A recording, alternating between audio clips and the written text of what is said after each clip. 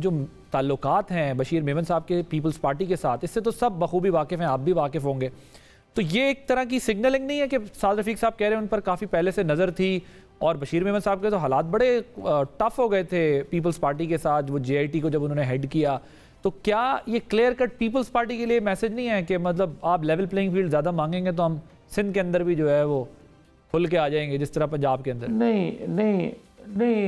नहीं आदल, ये भी कहना मुनासिब नहीं है, इसलिए कि 2018 के इंतखाबात में बशीर मेमन साहब के भाई ने सिंध से इलेक्शन लड़ा था और पीपल्स पार्टी के मुखालफ ही इलेक्शन लड़ा था।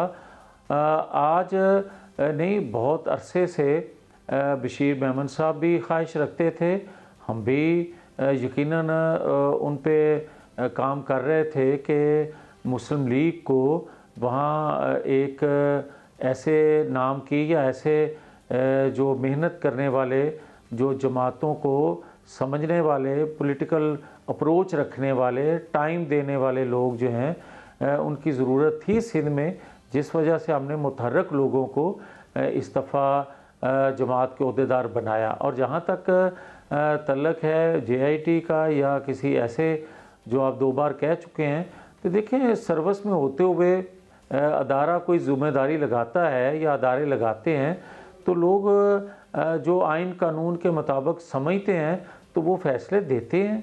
तो इसको इस बुनियाद पे, उस बुनियाद पे सोचना या समझना या लेना वो मेरा ख्याल मुनासिब नहीं है। अच्छा, वैसे मियाँ साहब, वैसे एक सवाल जहन में आया अभी डिस्कशन के बीच में, तो ये अगर वाजिद सियाह साहब के लिए भी ये अपॉर्चुनिटी होगी अगर वो मुस्लिम लीग नून ज्वाइन करना चाहें सर्विस के बाद? देखिए, वाजिद सियाह साहब अगर पीपल्स पार्टी में जाना चाहें तो आदिल अब्बासी साहब, मुझे एतराज़ क्या है? और पीपल्स पार्टी अगर उनको ले लेगी तो जो सवाल आप कर रहे हैं तो मैं तो नहीं करूँगा, उस वक्त भी मैं तो मुकाबला करूँगा। नहीं वो तो ठीक है, मगर मैं कह रहा हूँ PMLN में आने का तो कोई चांस नहीं है ना?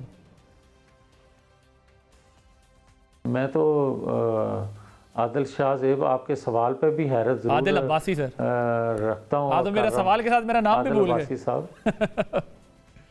मियाँ साहब आपका सवाल ही ऐसा था।